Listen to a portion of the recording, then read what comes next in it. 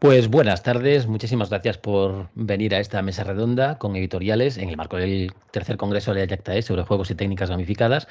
Yo me llamo Silvio Lorenzo, voy a moderar esta mesa donde nos acompañan, como podéis ver, Jorge Coto Tiberio por parte de HT Publishers. ¿Qué tal estás, Tiberio?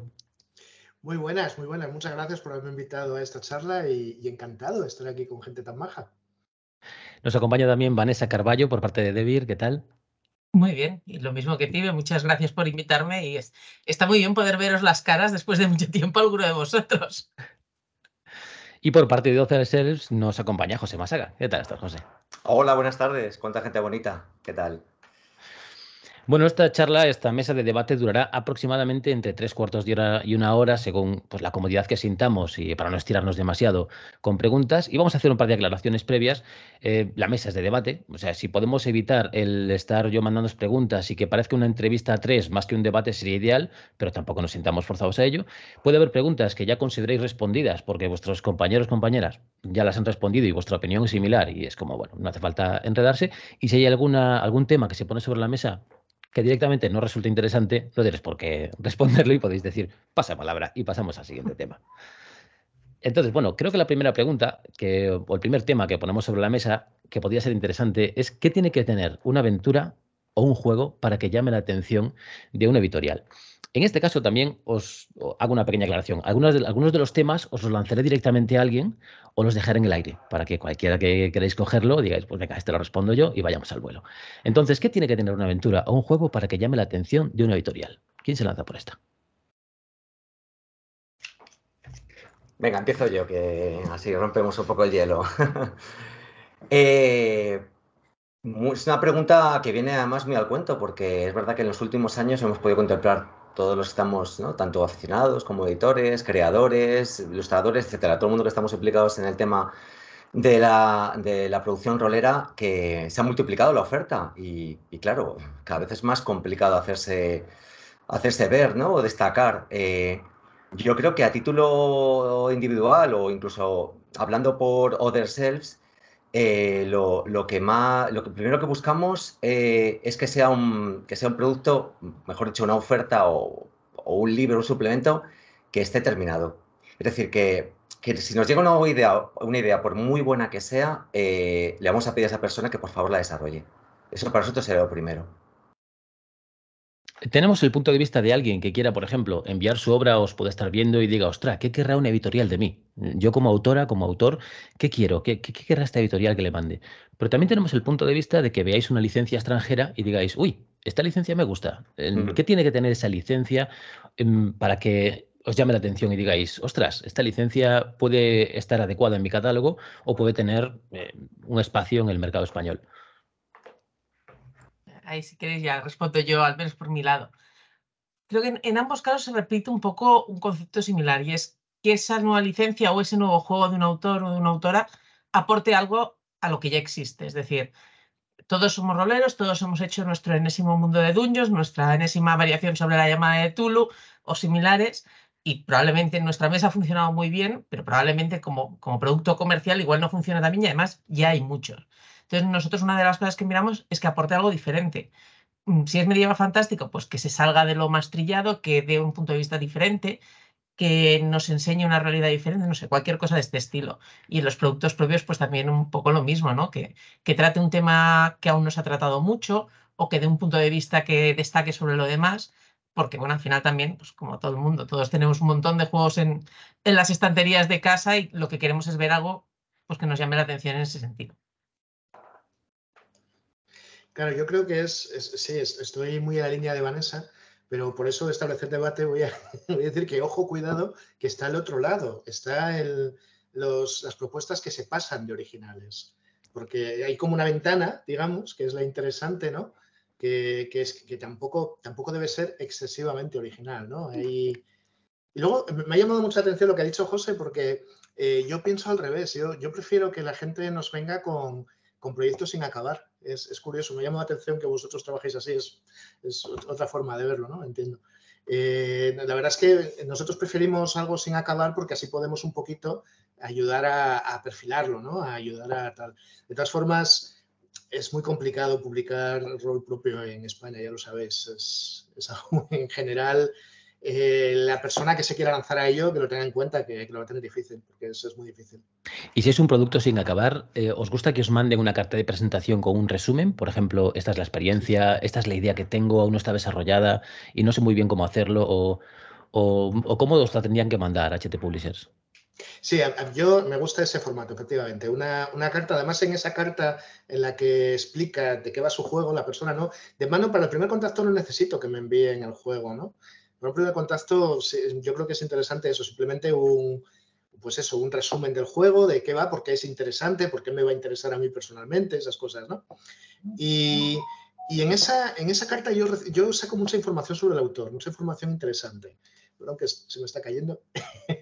saco mucha información. Ahí el enfoque de la carta, la forma como el autor hace hincapié en un tema o en otro, a mí me da información que me resulta útil para hacerme una idea de hasta qué punto nos puede interesar el proyecto o no, la verdad. O sea, esa carta es muy interesante. Yo creo que merece la pena que le dediquéis tiempo y que la penséis bien antes de enviarla. Y productos que estén ya completos, si os llega una obra, como decía José, ¿no? Que esté completa, pero ¿hasta qué punto completa? Completa en plan, no, si ya la he maquetado y la he ilustrado. Y ya está corregida, toma, está buah, completísima. En nuestro caso, al menos, yo sí que prefiero que las obras estén más o menos completadas, pero no hasta ese punto. Es decir, que el texto esté acabado. Obviamente habrá que pasarle revisiones, comprobar que esté todo bien, pero que la idea ya esté desarrollada por completo, porque todos somos conscientes, no tener una idea es la parte fácil. Acabar de escribir esa idea, darle cuerpo, probarla, es la parte más difícil. Entonces, no hace falta que una obra esté acabada al 100%, pero que sea algo que yo ya pueda leer, jugar, probar, a ver si esto encaja o no encaja. Lo otro, también prefiero eso, una carta y una explicación, ¿sabes? De por qué esto va a ser interesante. Y si no está acabado, puede ser que le diga a la persona, oye, me parece interesante, si sigues por ahí me interesa, o directamente, mira, yo creo que para nosotros no es, pero bueno, hay mucha otra gente, prueba con otra gente, seguramente encontrarás un sitio donde se pueda publicar. Es que enlazando con eso, yo sobre todo destacaba lo determinado, porque estoy tanto con Vanessa como con Tiberio. Es decir, a veces te llegan ideas que te vuelan la cabeza y que pides más, ¿no? Nos ha pasado a todo el mundo en las editoriales. Pero hay una cosa que en los últimos años creo que yo por lo menos he hecho en falta, y es que la gente pruebe sus sistemas y que pruebe sus aventuras. Es que llegan muchos juegos y muchos suplementos sin casi pruebas de juego o sin haberse probado en mesa. Y creo que hay que darle un empujón al tema de la seriedad en cuanto a los sistemas en los juegos de rol, por ejemplo. Creo que atrás quedaron los años en los que, como comentabais, ¿no? Hacía mi propia versión de D&D o de Chulu, le ponía un par de clases que creo que en mi cabeza van a funcionar y ya le venga a tirar. No, yo cada vez soy más exigente con eso, que funcione en mesa, por favor. ¿Para eso tenéis algún grupo de gente que teste las aventuras que os llegan? En plan, pues me llega una aventura o me llega un juego, parece que esto va a funcionar, pero ahora pongámoslo a prueba. ¿Tenéis algún grupo de gente dedicada a eso? Nosotros por ahora no tenemos un grupo dedicado a ello, en general, solo sé yo que me lo leo, que lo comento con gente así de confianza, e intentamos hacer alguna prueba, pero no es algo tan definitivo. También ahí, bueno, a veces ya solo leyendo puedes ver los puntos que son más complicados, igual no hace falta hacer una partida entera, sino probar, pues yo qué sé, las reglas de persecución, esto no cuadra, o las reglas de combate, que suelen ser las más complicadas en muchos juegos, pero bueno, depende de lo que sea, pues le damos más vueltas o menos vueltas. Si el grupo podéis ser vosotros, ¿no? En plan, pues nos Sí. vamos a mesa y lo probamos. Somos el grupo de... Bueno, es una de las cosas que podemos... Que es una de las partes buenas de trabajar en una editorial de rol, ¿no? Que al final, pues ves muchos juegos y dices, vamos a ver qué tal está esto. Esto es I+D, es el término técnico. Y en HT o en Other Selves tenéis algún grupo que puede ser pues, un grupo de gente. A veces no es un grupo y es una persona que domina tanto los sistemas que dices, vale, no me hace falta un grupo. Se lo pasa a esta persona y esta persona en su cabeza lo destripa, lo analiza y es capaz de encontrar los fallos inmediatamente. Nos encantaría tener ese grupo, pero desde sincero somos nosotros. Todo lo que publicamos ha pasado por nuestras manos, nuestra mesa de juego y por nuestra mesa de disección lo más crítica posible. Además que invariablemente siempre lo probamos todo, siempre. Sí, nosotros no tenemos tampoco grupo de juego. No lo probamos todo porque publicamos demasiado para para probarlo. Sí que os puedo decir que la mayor parte de lo de Sabas sí que lo ha jugado Alfonso porque es un animal, pero no, desde luego no lo jugamos todo, que va, nosotros no podríamos. Y no tenemos un grupo específico de esto. Lo que sí que hacemos es comentar entre nosotros, hablamos y cuando tenemos dudas con cosas, ¿no? Pues tenemos alguna conversación o a veces hablamos con gente, yo qué sé, pues me pasó una vez, estuvimos evaluando un juego que era Percentil, que era un BRP, y estuve hablando con una persona del mundillo que juega mucho ese tipo de juegos, ¿no? Y estuve así en confianza con esa persona sobre ese juego, ¿no? Buscamos un poquito a veces esto, ¿no? Gente externa que sepa de ello para hablar cosas. Pero no tenemos ningún grupo específico de testeo, ¿no? Que sería esto. Cuando llega un producto, ¿cómo podéis calcular o saber si ese producto tendrá un espacio en el mercado? Puedes ver el producto y dices, vale, esto creo que puede funcionar, pero ¿se venderá? Esto quizás sea considerando factores emocionales. Por ejemplo, esto la gente lo va a comprar por puro coleccionismo. Mira, este juego es Star Wars y habrá gente que no lo compre por jugarlo, pero sí por tenerlo. O por nostalgia. Este juego es de los 80, de los 90 y tiene estos factores y la gente lo va a comprar por nostalgia. O quizás con consideraciones en plan la promesa de la experiencia de juego es tan convincente que la gente lo va a jugar. ¿Cómo podéis deducir o apostar o arriesgar para saber si tiene espacio en el mercado? Parece una pregunta. Con las licencias, como antes apuntas tú, Sirio, claro, ¿no? Que me ha parecido muy pertinente que dijeras, claro, estamos hablando tanto de licencias como de creaciones propias. Con las licencias es fácil, claro, porque vas a seguro. Yo no sé si estarán de acuerdo con esa y Tiberio, pero vamos, puedes ver cómo funciona el mercado normalmente anglosajón, ¿no? O angloparlante, porque son la mayoría de licencias que tenemos. En caso de, yo creo de España en general y de Other Cells en particular, de hecho, solo tenemos licencias, pues eso, de juegos en inglés.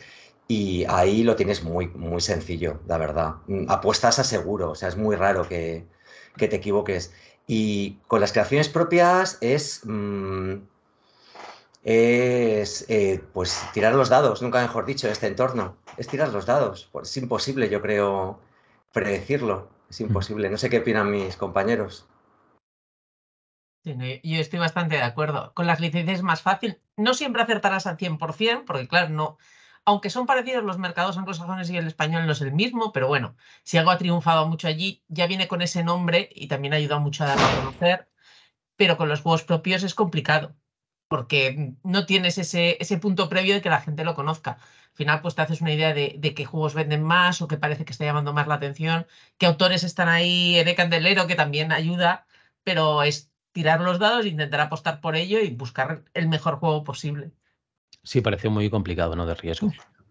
Nosotros tenemos una baraja de tarot que usamos para...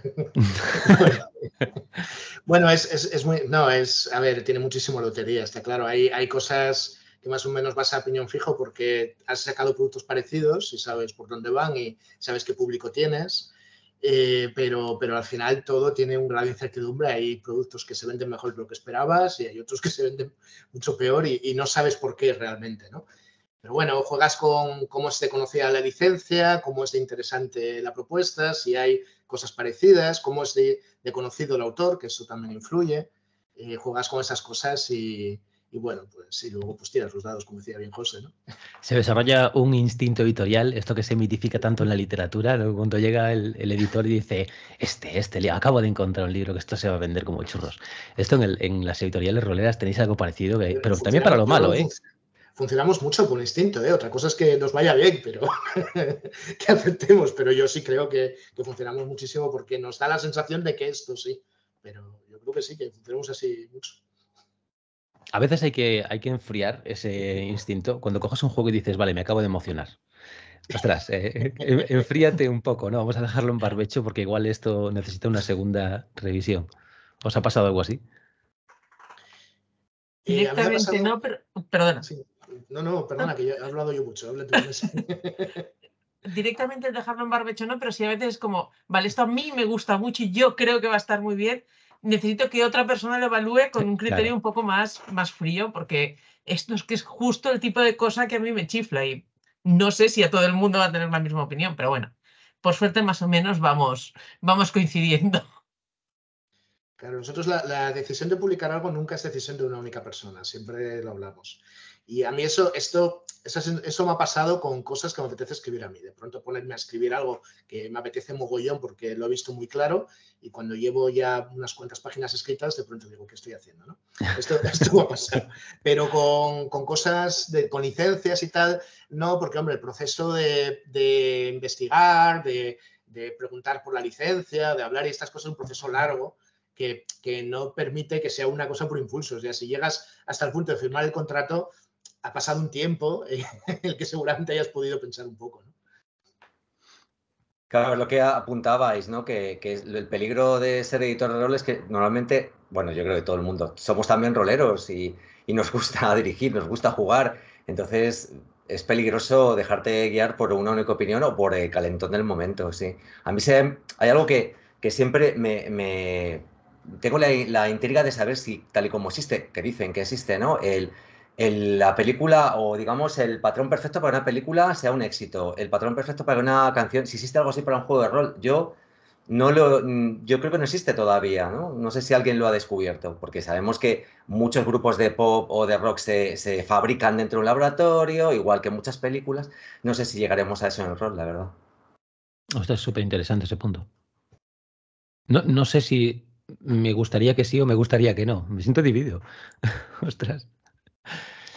Os quería plantear, ¿qué tan interesante veis que un juego de rol pueda dar lugar a productos derivados? Esto es, que tú tengas un juego de rol y que sea fácil convertirlo en un juego, en un wargame, que sea fácil sacar después el juego de cartas, o que sea fácil que tenga experiencias distintas. Por ejemplo, un juego de rol que se pueda jugar en solitario, que se pueda jugar en pareja, un director o una directora y un jugador, o sin director de juego, pero en el mismo producto.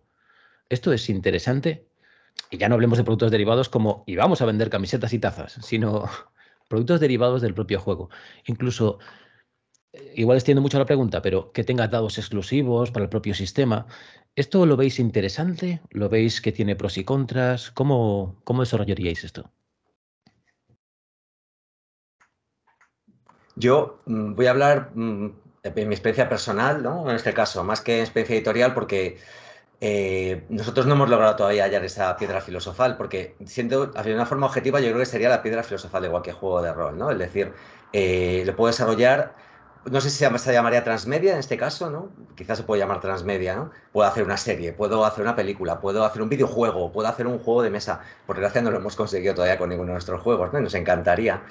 Pero yo en los contras he visto, por ejemplo, juegos ligados a Wargames. Uno de mis juegos favoritos es, lo voy a decir así, no me importa decir que es Reinos de Hierro, ¿no? Que ahora además está publicado en español, en castellano por una editorial compañera. Y creo que se echó a perder cuando empezaron con el juego de miniaturas, por ejemplo. Entonces, yo no sé si el trasfondo, las necesidades de otros productos transmedia ligados a un juego de rol pueden llegar a fastidiar, por decirlo de alguna manera, la experiencia rolera. No tiene por qué, pero en este ejemplo, por ejemplo, sí, se echó a perder. Pero vamos, de cara para la editorial sería el producto soñado, yo creo. Sí, estoy un poco con José. O sea, sería como ideal, pero de cara a crear un juego no sería algo en lo que yo me fijaría primero. Es decir, lo importante es que el juego sea bueno, que el juego funcione como tal. Que luego se pueda hacer un juego de cartas, pues fantástico. Que se podrían hacer más cosas, genial. Pero sacar un juego pensando en que harás otras cosas, pues igual para eso haz otras cosas directamente, ¿no? No te mates. También porque es que el nuestro probablemente dentro del sector de los juegos es el más pequeño. Los juegos de mesa venden más, los juegos de carta venden más. Somos los hermanos pequeños, pues si crees que te da para hacer un juego de mesa y que con eso te vas a forrar, haz el juego de mesa, hombre. Si realmente es por eso, si por eso vas a sacar el juego, si lo estás sacando porque es un buen juego, pues bueno, haz el juego de rol, obviamente. Y luego ya veremos. ¿Cómo lo ves desde HT, Tiberio? Bueno, es que lo han dicho, lo que pensaba decir yo lo han dicho muy bien José y Vanessa, ¿no? Yo creo que una de las claves es, lo acaba de decir Vanessa, que el rol es un nicho pequeño, es el nicho más pequeño de todos, probablemente. Entonces es muy probable que un juego de rol consiga tanta cantidad de fans como para que sea interesante ir a esos fans con ese otro lado, ¿no? Eso ocurre pues en el cómic o sobre todo en las series, etcétera, porque si tú sacas un juego de mesa de una serie de éxito, pues sabes que lo vas a vender a sus fans o a una parte de sus fans, ¿no? Es con el rol, como son tan pocos los fans que puedes conseguir, de momento, a día de hoy, hasta ahora, puede ser que esa barrera se rompa, ¿sabes? Pero ahora mismo yo creo que es complicado que ese salto se dé desde el rol a los demás. No digo que no se pueda, pero lo veo complicado. Claro, siendo el mercado más pequeño es más fácil, pues que si hay un juego de rol de Magic, se venda como churros, pero si hay cartas de un juego de rol específica que no se vendan tanto, ¿no? Claro, entiendo. Exactamente. ¿Veis alguna tendencia de cambio en la forma de jugar de los últimos 10 años? Es muy abierta, es muy especular esta pregunta. Una tendencia me refiero a reforzar experiencias pasadas, como ha ocurrido con la pasión del OSR, o a tener una tendencia que haya menos reglas por falta de tiempo, que los juegos se diseñen más en un sit and play, nos sentamos, jugamos, o que sean experiencias definidas. Me compro un pequeño juego, un cine, se juega y esto ya se ha jugado y con el mismo grupo no podré jugarlo. Quizás con respecto al rol online, ¿ves alguna tendencia desde el punto de vista editorial de mercado, de ventas, que digas, ostras, quizás haya una tendencia en esta dirección? O esto es quizás una perspectiva muy difícil de obtener. Venga, se la lanzo a Tiberio, esta pregunta. Yo creo que si algo destaca la evolución de los jugadores de rol de los últimos 10 años es por la diversidad. Creo que es el momento más diverso de la historia del hobby, ¿no? Creo que ahora hay más grupos jugando cosas distintas que nunca, ¿no? Y las propuestas de lo que juega cada grupo está más alejado entre sí de lo que ha estado nunca, ¿no? Y creo que es la característica. Entonces, evidentemente existen cosas más mainstream, cosas que venden más que otras, ¿no? Si hay cosas mainstream y cosas indie es por algo, ¿no? El término viene de algo. Pero sí creo que existe ahora mismo una cosa guay que tiene ahora mismo el mercado del rol, es que si tú haces un buen producto de cualquier tipo, puedes llegar a venderlo. ¿No? A lo mejor no te vas a forrar con él, no tal, pero venderlo sí puedes venderlo porque si tu producto es bueno, es posible que encuentres gente que lo vaya a apreciar. Yo creo que además, Siri, antes mencionado casi todas las tendencias que he visto yo últimamente, ¿no? La proliferación de los juegos online o pensados para jugar online, de los juegos en solitario, que esto sí que ha aparecido muy recientemente, de los juegos pensados para sentarse y jugar. Todo esto, bueno, yo creo que son las tendencias que hemos visto más recientemente y que parecen estar haciéndose un hueco, porque no creo ni siquiera que le estén quitando mercado a lo que teníamos antes. Sencillamente es que va creciendo y desde los roleros de toda la vida que probamos cosas nuevas a los que entran nuevos y deciden, pues hoy voy a probar esto, hoy me voy a lo otro. Creo que ahí también tenía bastante sentido, ¿no? Lo que estaba diciendo de cada vez hay más gente haciendo cosas diferentes. Y eso pues también está muy bien, ¿no? Porque permite explorar cosas que igual hace 10 años no nos hubiéramos atrevido ninguno a publicar porque esto no se va a vender. Claro. Pues ahora sí, ahora, Sí. bueno, igual no te vas a comprar un yate, pero podrás pagar a todo el mundo a fin de mes, que ya está bien. Sí, sí, nada, y simplemente recogiendo lo que comentáis, que estoy muy de acuerdo, yo lo que sí que he visto es esa polarización, ¿no? Los roleros que somos ya de cierta, talluditos, de cierta generación ya provecta, aunque yo creo que la mayoría de nosotros no nos negamos a nuevas experiencias, veo que mucha gente sigue tirando mucho de nuevas ediciones de juegos que ya habían jugado antes, ediciones de lujo, y sin embargo veo la otra polarización, que es lo que comentáis Vanessa y Tiberio, ¿no? Que juegos cada vez más diversos, o como tú decías, Sirio, ¿no? De una propuesta muy definida, eres una libélula en un bosque a jugar. Y creo que ahí quizás se está atrayendo a otra generación. Vamos, quiero teorizar que están más atraídos por este tipo de propuestas que las que nos atraparon a nosotros cuando éramos jóvenes. Claro, también parecen propuestas, muchas de ellas, no lo sé porque no tengo ni idea de una perspectiva editorial, pero que contienen un menor riesgo, ¿no? Por ejemplo, los cines quizás contengan un menor riesgo que sacar pues, manuales básicos en tapadura con un sistema de reglas intenso, sobre todo cuando no te resultan muy extraterrestres. Si el sistema de juego no es muy extraterrestre, si se parece a algo que ya existe. Aún así, ver una tendencia parece complicado. Me interesaba un montón vuestra opinión, sobre todo desde el punto de vista de analizar las ventas y decir, ostras, aquí lo que se sigue vendiendo es lo clásico, a lo que se sigue jugando es a lo clásico, más allá del ruido que puedan hacerse en redes sociales. Es decir, las ventas se ven en la calle, no en redes sociales. Entonces, diríais que se ha ampliado el mercado, pero que no hay ninguna tendencia rara. O sea, seguimos jugando más o menos como hace 20 años. Sí, con matices. Es decir, obviamente los juegos que siguen vendiendo más son los más clásicos, los que tienen cuartas, quintas, a estas alturas, sextas, séptimas ediciones. Si tienen tantas ediciones, por algo es porque se venden, es porque funcionan, es porque se siguen jugando. Pero creo que toda esta irrupción de juegos nuevos, pequeños, también se nota en el número de ventas. O sea, nosotros en Devir siempre habíamos tenido unos juegos como mucho más clásicos. Recientemente hemos empezado a experimentar un poquito más, a probar cosas nuevas. Y obviamente los cines no venden lo mismo que pueda vender Warhammer.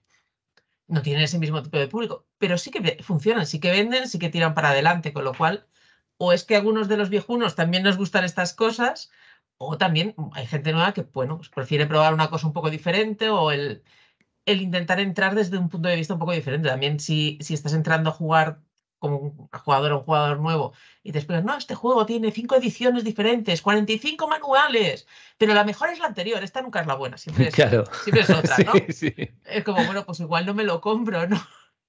Me estás diciendo que me tengo que leer este libro básico de 350 páginas, pero además lo guay estaría en que me leyera las 5 ediciones anteriores con estos 25 suplementos. Bueno, pues voy a empezar con este cine de 60 páginas, ¿vale? Y me voy a mi esquina. Claro, hay una curva de aprendizaje ahí que parece durilla, ¿no? Poco. Vosotros tenéis, si no me equivoco, en el catálogo Alice is Missing. Sí, en Es efecto. un juego de rol mudo. ¿Esto como cuánto ha funcionado? No sé si es pues, competente no hacer una pregunta a nivel de ventas y tal, pero ha funcionado un juego porque me resulta verdaderamente tan interesante como extraterrestre. La verdad es que fue una apuesta un poco de tirar la moneda, cruzar los dedos y apretar fuerte, porque a nosotros nos parecía una cosa súper original y súper chula, pero tampoco sabíamos cómo iba a responder el público aquí. Y la verdad es que ha funcionado súper, súper bien. Hicimos una tirada grande, incluso para las que hacemos nosotros era una tirada bastante grande, también porque había que producirlo en China, que es donde producían la edición original, y esto suele pedir un número más grande, pero está agotado ahora mismo y estamos trayendo una reedición también bastante grande para poder, bueno, porque parece que la gente está muy interesada en seguir comprándolo y jugándolo, y desde que se anunció que iba a haber una expansión que también sacaron en inglés por Kickstarter, nos lo han vuelto a pedir un montón, así que fue una apuesta que ha salido muy bien, la cual me alegro mucho porque a mí era una de estas cosas que me gustaban, pero que pensé, bueno, ya verás, nos lo vamos a comer. Lo que me decías, es muy extraterrestre, es un juego mudo, se juega por el móvil, existe una página web donde lo puedes llegar a jugar en inglés, con lo cual no sé cuánta gente lo iba a jugar aquí, pero no, ha funcionado muy bien y además ha funcionado muy bien a nivel de gente que nos ha propuesto que iba a hacer charlas o que iba a hacer cursos, formaciones usando el juego, porque como trata temas así, pues que pueden ser un poco complicados, pues para introducirlos, por ejemplo, a adolescentes. Y es una cosa que nos sorprendió muy favorablemente y que estamos muy contentos. Y en HT, en Other Selves, ¿tenéis algún juego que digáis, mira, pues estamos por este juego extraterrestre, o quizás no tan extraterrestre, pero que, ostras, que es arriesgado y tal? ¿Y cómo os ha funcionado? Bueno, nosotros creo que no hemos hecho nada tan arriesgado, ¿no? No hemos llegado hasta ese punto. También nos lo tenemos que pensar mucho lo que hacemos porque tenemos poca reserva, ¿no? Si tenemos Lovecraft Tales, que es un juego narrativo de crear historias tipo Lovecraft, ¿no? Creo que en mi opinión, es el juego que se parece más a lo que escribía Lovecraft, ¿no? Que te crea una historia más parecida a lo que él escribía. Y es un juego de crear una historia en la que solo hay un personaje, en la que los jugadores van rotando para controlarlo, etcétera, ¿no? Wow. Entonces, claro, de hecho yo no lo califico como juego de rol, sino como juego narrativo, porque me parece que ya trasciende el género, ¿no? Y bueno, y creo que es lo más extraño que tenemos. Tampoco tenemos nada de otro mundo, insisto. Yo cuando lo vi me quedé con esta sensación de Tulu, ¿no? De cómo se pronuncia. Lovecraft, ¿qué fue? Y tuve sensación de, guau, esto va a generar el mismo impacto. Bueno, el mismo no, pero el mismo feeling que Tulu, ¿no? Claro. Sí, yo tampoco sé muy bien cómo se pronuncia. Sí. Se pronuncia con alegría y a jugar. Y ya está. En Other Selves tuvisteis la experiencia con Ryutama, ¿no? No sé qué fuerza de mercado tuvo, si tuvo una aceptación interesante o... La apuesta de los juegos de rol originales de Japón ha sido de Rodrigo, ¿no? Porque él es muy aficionado, bueno, él es un japanófilo convencido, ¿no? Y, y él tiene la teoría, y yo la apoyo por lo que he visto, ¿no? El desarrollo de los juegos de rol japoneses en España, que hay mucha demanda, pero hay muy poca oferta todavía de juegos de rol de origen en Japón. Ryutama es nuestro bestseller, pero con total diferencia. O sea, los demás Wow. van. Sí, pero estamos reeditándolo continuamente porque lo vendemos como churros. Es lo que mantiene la editorial, voy a ser totalmente sinceros, vamos, no, sin ningún tipo de, de ambajes. Caray, qué Sí, fuerza. sí, sí. Además, la cuestión era, claro, en ese momento, ¿no? Sacar un juego de rol japonés que además con una propuesta que quizás no es que sea demasiado extraterrestre, pero bueno, apuesta sobre todo por un tema más pacífico, más tranquilo. El combate no es el centro del juego, aunque no hay que negarlo, sino que apuesta por eso, ¿no? Por viajar y contemplar la naturaleza. Entonces, lo que parecía que podía ser una marcianada completa ha resultado ser un juego que os voy a también ser sincero en ese sentido, no sé por qué, se ha etiquetado como familiar o infantil, cuando realmente no es un juego pensado para niños en sí. Aunque yo no creo que haga falta hacer juegos para niños, yo creo que cualquier juego de rol puede ser para niños, o viejos, o adultos, o lo que sea. Pero vamos, con diferencia, sí, es el juego que más nos ha sorprendido. Ostras, pues no quiero reiterar la idea, pero me da la sensación de que eso sí que es una tendencia, un cambio de tendencia con los títulos que tenéis en Other Selves, que el más vendido a nivel de ventas sea Ryutama. Sí que es Mm. sorprendente. Sí, sí.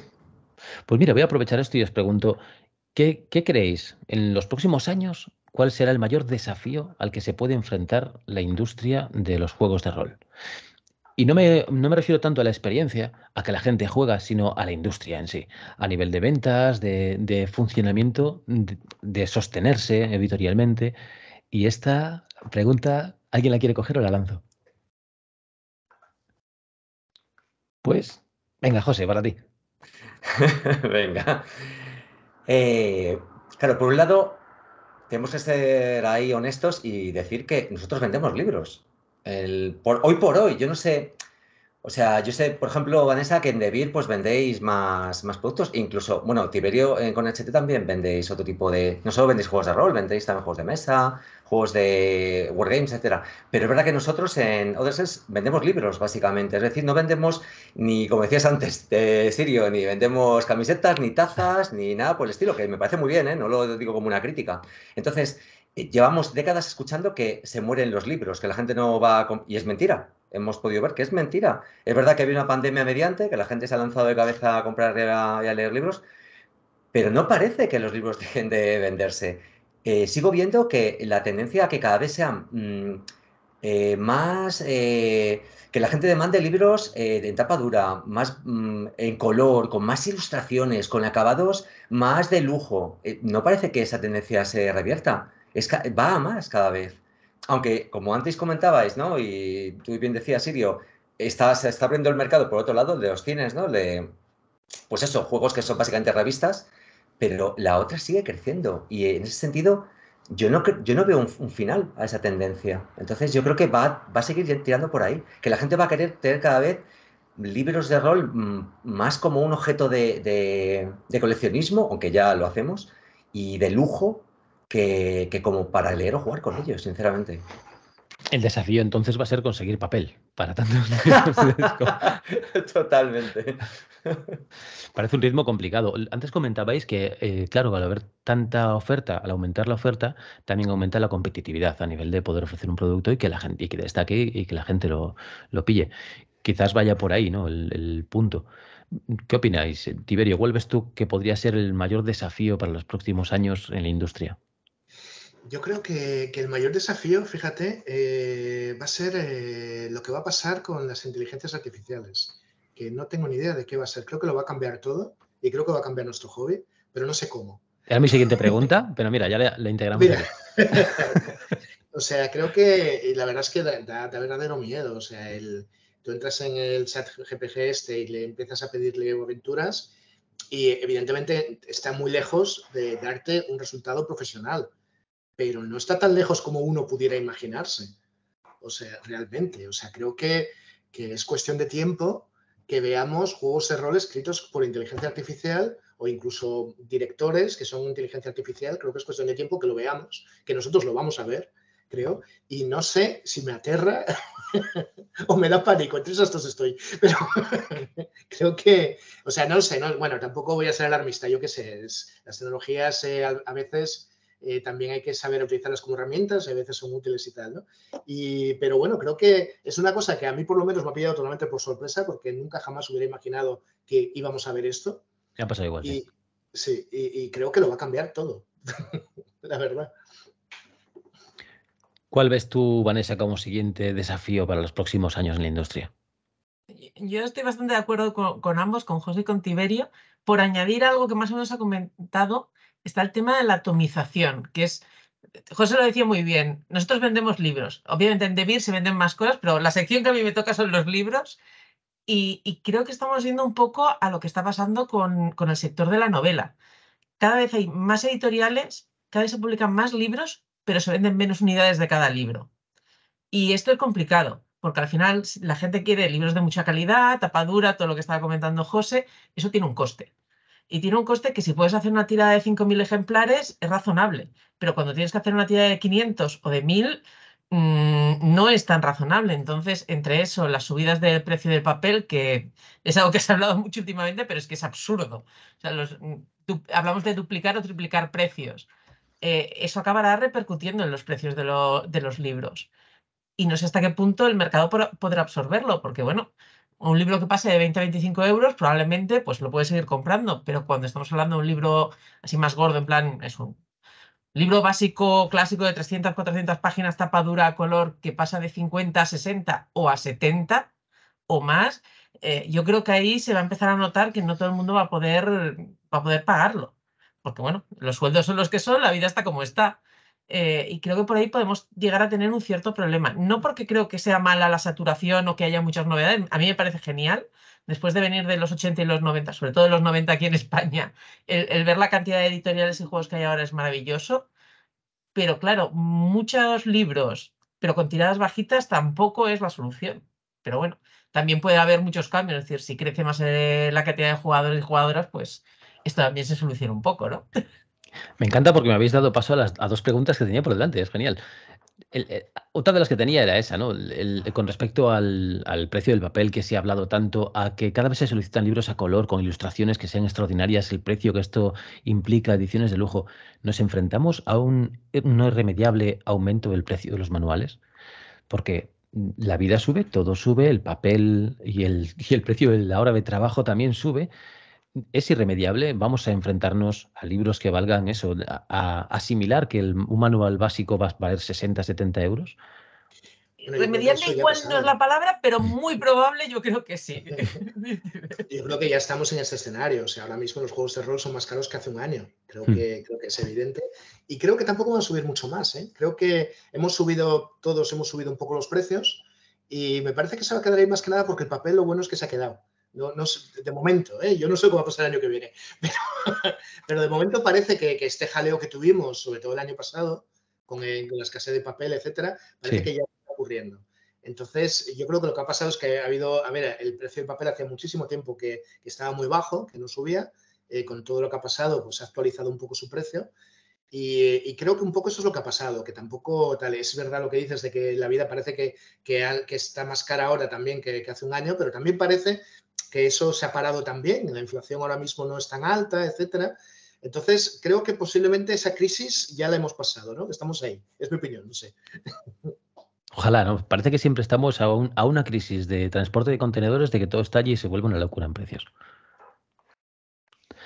Sí, pero bueno, es que al final los juegos de rol son un reflejo de cómo funciona el resto de cosas. Es decir, cuando suben las materias primas, en este caso el papel, suben los juegos de rol, pero cuando sube el precio de los contenedores que transportan las cosas desde otros países, pues también. Porque incluso si no produces los juegos en China, nosotros antes comentaba que Alice is Missing sí se hace en China, pero el grueso de los libros de rol se producen aquí en Europa. Pero claro, el papel que llega a esas fábricas en Europa sí que llega desde China, o la tinta, o los componentes y demás. Entonces, cualquier pequeña fluctuación en el mercado afecta. Sube el IPC, pues sube aquí también. No es tan controlable como nos gustaría. No estamos solos nosotros, pero bueno. Pues si os parece, retomo otra vez la idea de las inteligencias artificiales. ¿Cómo puede impactar la llegada de las IAs a los diferentes aspectos? En ilustración hemos visto que puede ser un impacto brutal, tremendo. En texto también, pero es que nos enfrentamos a IAs que puedan funcionar de correctoras, de traductoras. ¿Esto cómo puede impactar? Y también con respecto de la opinión generalizada del consumidor. Es decir, los consumidores pueden, quizás es un barullo en redes y quizás en la calle no se traslade tanto, pero puede llegar a existir una etiqueta hecho por personas en los, en los libros de rol que garantice que al comprarla pues no haya IAs de por medio. ¿O creéis que al final a la gente no le importará tanto y será algo que asumamos como una nueva tecnología que afecte a empleos, que afecte a la industria? Hombre, viendo la trayectoria de cómo el capitalismo, ¿no? En las últimas décadas ha hecho de todo, ¿no? O sea, si ha hecho falta, lo estábamos hablando ahora, si ha hecho falta trasladar todas las fábricas a otro país, como ha pasado en China, se trasladan y producimos allí. Sí, para que también pagar menos a la gente, etcétera. Yo ahí he de admitir, no es ser pesimista, quizá. O sea, sé que siempre va a haber digamos, un grupo de gente más crítica, ¿no? Más comprometida, pero creo que en general a la persona, al consumidor, veamos al consumidor, que no me gusta la palabra, pero bueno, al consumidor medio creo que no se preocupa por esos temas, ¿eh? A no ser que le pille muy de cerca, que tenga un primo ilustrador o que él mismo sea, o ella misma sea una correctora, yo no creo que a la gente le importe eso. La gente va a ver un manual que cuesta 50 y otro que cuesta 70 con las mismas calidades y se va a decir, vamos, no hay color. Si es que es el bolsillo. Y creo que es muy fácil en el mundo de las ideas, ¿no? Como decía Platón, pues es muy fácil. En las redes es muy fácil ser un activista enarbolando banderas, pero luego en el día a día, seamos honestos, la gente es el bolsillo lo que le pica. Claro, sería como, pues voy a hacerme un traje hecho a mano o no, voy a hacerme un traje industrial, que puede tener un par de partes cosidas, pero en general todo ya es un proceso mecanizado. Sí, yo creo que la única parte buena que tenemos en nuestro sector es que precisamente al ser un sector relativamente pequeño y un poco nicho, podemos mantener un poco más esa pureza de las ideas, que no creo que se vaya a mantener para siempre, también va a depender mucho de cómo evolucione todo el tema. Con el tema de las ilustraciones, que ha sido como una revolución en 3 meses. Hemos Sí, pasado de sí, que es las súper ideas veloz. hacían unos dibujos de niño de 3 años a, ostras, es que esto podría estar colgado en un museo en algunos casos. Entonces, el choque cultural creo que nos lo estamos comiendo muy de lleno. No sé hasta qué punto esto va a ser algo muy aceptado. Pero ahora mismo tiene unas críticas muy potentes y no creo que sea algo que ayude a que se venda un juego el decir que hay una IA implicada. Igual llegará un momento en que a la gente eso le va a gustar más, no lo sé. No parece que vayamos por ahí, pero quién sabe. Y también es cierto que es que el precio al final va a tener influencia, ¿no? Por suerte eso, somos un mercado pequeño, podemos aguantar según qué cosas, podemos ser como más idealistas y preferir que absolutamente todo esté hecho por personas, pero bien utilizadas también pueden llegar a ser una herramienta útil. Es decir, una de las partes más incómodas o más duras de publicar juegos suele ser las partes de corrección, porque los humanos somos falibles. Y cuando te lees un texto 3 veces, en la tercera vez no ves absolutamente nada porque tú ya te lo sabes. Igual ahí las IA sí que tienen un papel mucho más importante de ayudar realmente a que eso salga mejor. Mm, Ahí también falta que sepan hacerlo bien, ¿no? Pero es un tema complicado y que creo que iremos viendo muchos cambios en un futuro muy cercano, porque están evolucionando a velocidad pasmosa. Pues una barbaridad. Sí, yo os lo dije antes que a mí me parece que lo va a cambiar todo, lo va a cambiar todo. Creo que, bueno, es un poco lo que ha pasado en otros sectores, ¿no? Existe, lo habéis dicho antes, ¿no? Existe el artesanado, existe el hecho a mano, que evidentemente está siempre reducido a un nicho y por sus propias características no puede salir de ahí, ¿no? Hay gente que vive muy bien así, pero bueno, no deja de ser un nicho. Y creo que todo esto, tal, que, hombre, hay, tiene razón Vanessa, ¿no? Que tiene sus cosas positivas, tiene la gente, sobre todo pues el pequeño autor que quiera publicar por su cuenta, pues a lo mejor va a poder hacer con más facilidad un acabado profesional de lo que se puede hacer ahora, ¿no? Por ejemplo, y cosas de este tipo. Claro que va a tener sus cosas positivas. Creo que precisamente el arte es, entre comillas, de lo menos aceptado porque sigues necesitando una persona con buen gusto, que sepa del tema, que se ocupe de todo el aspecto artístico. ¿no? O sea, sí que eso no te lo va a dar nunca, creo, no lo sé, pero no te lo va a dar nunca la IA. La IA te va a dar lo que tú le pidas, pero si tú no sabes qué es lo que tienes que pedir, no vas a conseguirlo. Necesitas una persona que sepa de ello. Esto creo que en los textos también. Me parece que se va a notar sobre todo a nivel de corrección, traducción, etcétera, e incluso maqueta, que son un proceso que sí, que tiene su parte creativa, evidentemente, pero que es como más mecánico, ¿no? Sí, obras No sé. derivadas, ¿no? Antes comentaba Vanessa que en Analysis Missing tienen una página web en inglés. Hostia, que tú le puedes decir a una IA, pues con prompts, ¿no? Hazme una página web para ta, ta, ta, ta, ta, ta, ta, ta, y te la programa y te la haga. Es que me parece que puede ser tremendo. Da bastante miedo, la verdad. Mira, yo tengo la sensación, no lo sé seguro, pero tengo la sensación de que el ChatGPT, es que he estado jugueteando mucho con él, tengo la sensación de que trabaja en inglés, me explico, porque muchas cosas que me responde, veo las estructuras y veo guiños, veo cosillas que digo, esto viene del inglés. Pero tienes que fijarte para ello, no lo parece. O sea, es que a nivel traducción también están muy avanzados. Es que ahora mismo no dan un resultado profesional, pero creo que no les falta mucho, sinceramente. Y a mí no me mola porque yo soy de opinión de que lo que hay que mecanizar son las cosas, son los trabajos que no molan. Los trabajos guays deberíamos hacerlo los humanos. Y los robots hacen las cosas que yo lo veo así. Pero bueno, está claro que va por ahí los tiros. ¿Qué juego de rol, saliendo del tema inteligencias artificiales, que creo que, no sé cómo lo sentís, pero yo creo que estamos sobrecogidos con el asunto? Aparte, yo estoy sobrecogido con una ignorancia tremenda en el tema, y lo cual me hace estar más sobrecogido. Es como un círculo vicioso. ¿Qué juego de rol es el que os hace más ilusión tener en vuestro catálogo como editorial? Que digas, mira, sacamos y porque me salía de corazón y estoy orgullosa de que esté ahí. Os la lanzo, venga, va, a José. Sí, además, es una pregunta que enlaza con una de las primeras que hemos hecho, ¿verdad? Lo de que te da ese pálpito, ¿no? Cuando... Claro, ahí, aunque pues, somos básicamente tres personas en Other Steps, ¿no? Los que estamos ahí en el ajo del día a día. Yo creo que ahí, creo que cada uno de los tres variaríamos, pero bueno, como soy yo el que estoy aquí hoy hablando, pues voy a decir el que me hace ilusión a mí.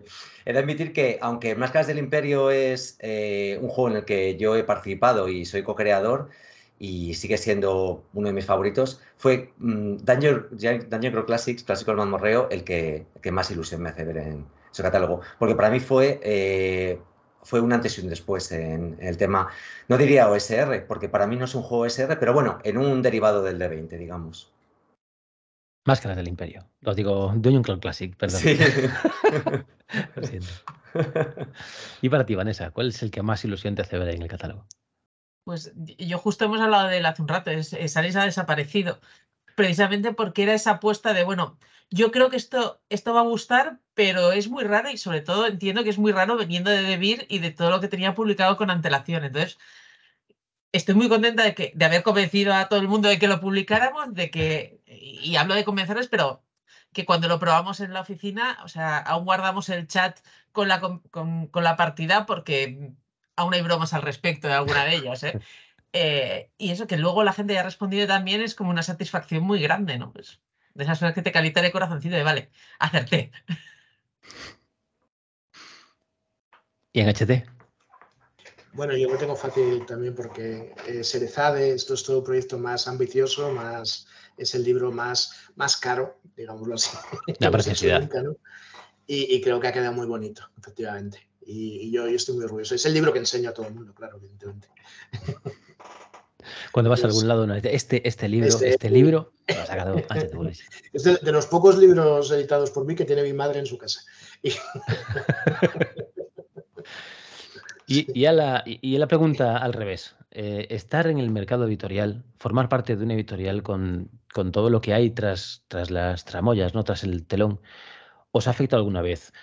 Quitándose el sueño, afectando la salud, a los nervios, al estrés.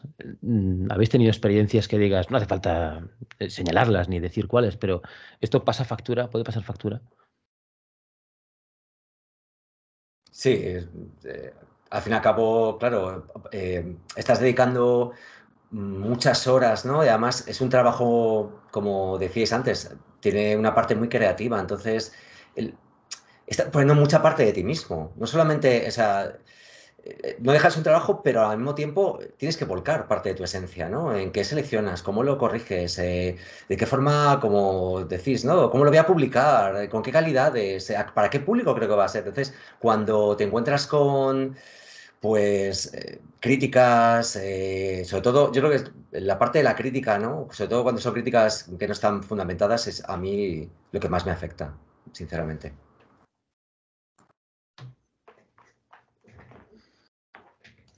Bueno, yo creo que puedo decirlo, que no pasa nada por decirlo y es algo que debería decirse más. Yo estoy tomando ansiolíticos, no los había tomado nunca en mi vida. Llevo tomándolos un año más o menos y últimamente además me ha tocado más. He tenido episodios de ansiedad y alguna vez he acabado en el hospital y cosas de estas que no me había pasado nunca. Una cosa que no me había pasado jamás. Y sí, porque, a ver, esta profesión es dura y en mi caso concreto además me afecta bastante el hecho de que nosotros vivimos de esto. O sea, mi sueldo sale de HT Publishers y las cuentas pues van como van. HT Publishers está bien, ahora está ganando más dinero que nunca en su historia, pero aún así las cuentas van muy justas siempre, constantemente. El mercado del rol como negocio es un negocio muy complicado. Y entonces, pues bueno, pues eso pues me afecta, ¿no? Quieras que no.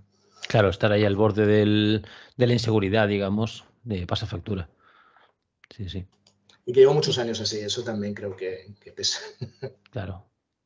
Claro, mi situación es un poco diferente al estar en una empresa pues, más grande que no depende de la parte de rol, sino que depende de la parte de los juegos de mesa.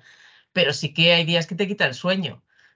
Porque, bueno, tienes en la cabeza 50 cosas, que tienes que hablar con no sé quién, que alguien ha dicho algo malo, lo que decía José de las críticas, y a veces es una tontería, porque yo he leído críticas a cosas que hemos hecho que tienen razón, es como, ¿y por qué no lo he visto? Y te empiezas a dar tú mismo vueltas en la cabeza de debería haberme dado cuenta porque hemos hecho esto, tendríamos que haber hecho lo otro. Y bueno, al final, pues te has equivocado como se equivoca cualquier otra persona, o igual no te has equivocado tú, se ha equivocado otra persona que trabaja contigo, pero bueno, como editor un poco te toca asumir ese puesto. Y te comes la olla y es complicado, pero bueno, tienes que intentar poner un poco de separación, aunque no es fácil. Pero eso, yo tengo la parte buena de que al menos la parte numérica me preocupa, porque obviamente me preocupa, pero hay un músculo diferente por detrás que hace que sea un poquito más relajado. Me parece muy complicado. Sí, sí, lo reconozco. O sea, ojalá hubiese una clave del éxito para hacer un juego de rol, ojalá hubiese una clave del éxito para separar, sobre todo cuando puede haber críticas y puede haber críticas y ataques directamente o lo que sea, ¿no? Y poder separarlo. Ojalá. Os voy a comentar una cosa. Hace un tiempo pude hablar con un compañero que estaba viendo cómo lanzar un juego en el mercado americano. Y claro, hablando de la entrada en el mercado americano de un juego de origen español, me comentaba cifras con respecto a los streamers o la gente que puede estar divulgando y compartiendo allí, y me resultaron astronómicas. Cifras como, por ejemplo, 4.000 euros por tener 50 segundos de tu juego en un canal de Instagram o algo por el estilo. O en un canal de YouTube, la recomendación de un canal de estos súper populares que puede haber, ¿no? ¿Veis posible que desde vuestras editoriales se haga ese camino contrario y cojáis juegos castellanos para llevarlos al mercado inglés o quizás al francés, al brasileño, a mercados que pueden ser más grandes? Y si acaso veis posible eso, ¿qué impedimentos veis? Como posiblemente decir, wow, las inversiones que hay que hacer solo para que alguien con reputación o con altavoz mediático hable de tu juego. ¿Os habéis enfrentado a eso desde vuestro punto de vista editorial?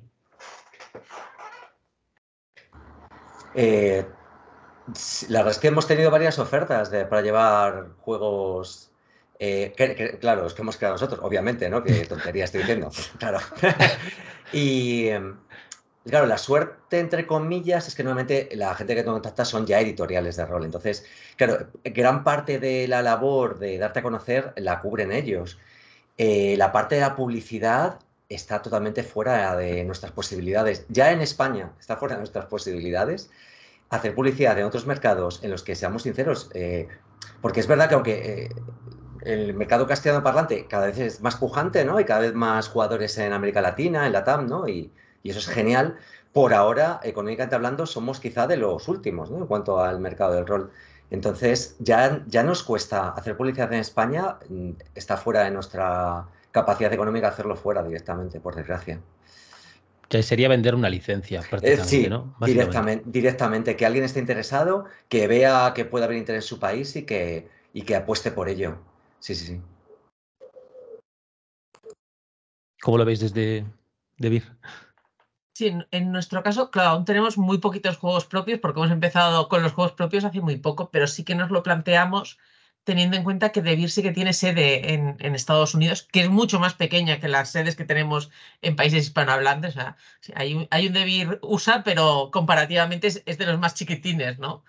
Pero sí que es algo que hemos hablado varias veces con ellos y que, bueno, es una posibilidad que está estudiándose y que igual se implanta, pero una de las dificultades que nos comentan que hay es que allí el mercado de distribución es muy diferente al que tenemos aquí. Aquí pues tenemos, por un lado, todas las tiendas de Hobbitor, este sector más core de tiendas que venden solo juegos.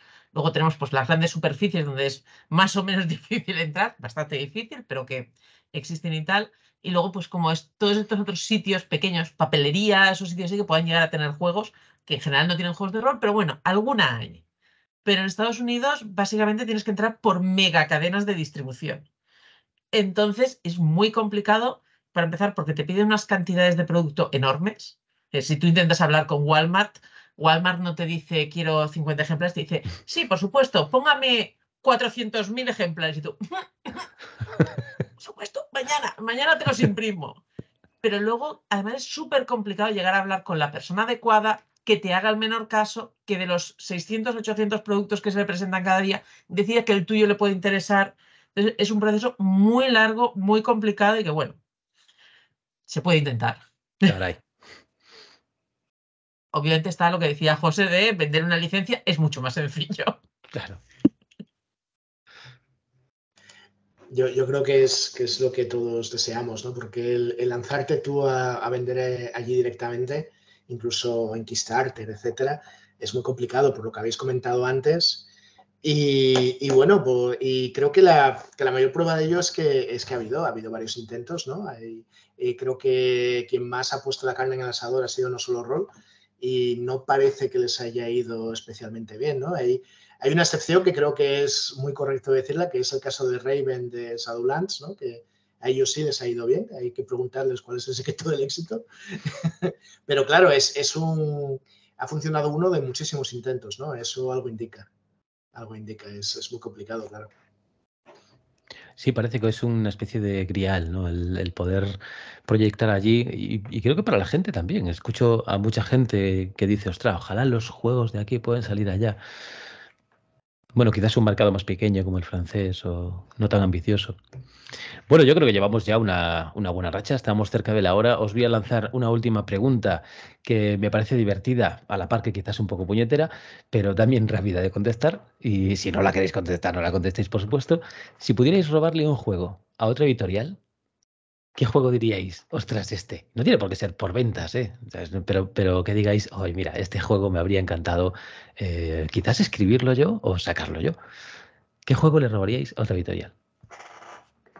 Yo me voy a pedir, antes de que os lo pidáis los demás, me voy a pedir Star Trek que tiene Holocubierta, que me encantaría tenerlo nosotros.